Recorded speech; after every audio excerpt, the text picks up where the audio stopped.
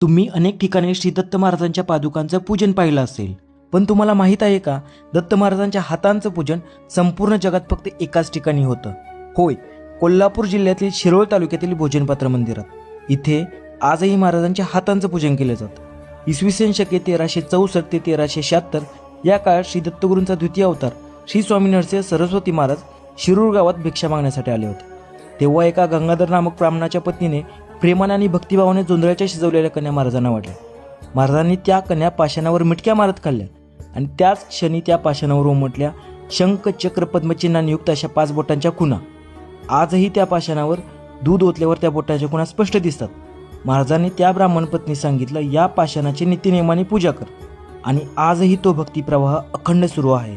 28वी पिढीपर्यंत ही पूजा आजही चालू आहे. नृसिंहवाडीपासून अवघ्या 5 किलोमीटर अंतरावर असलेल्या या भोजनपात्र मंदिराला प्रत्येक दत्तभक्तांना आयुष्यात एकदा तरी भेट द्यावीच.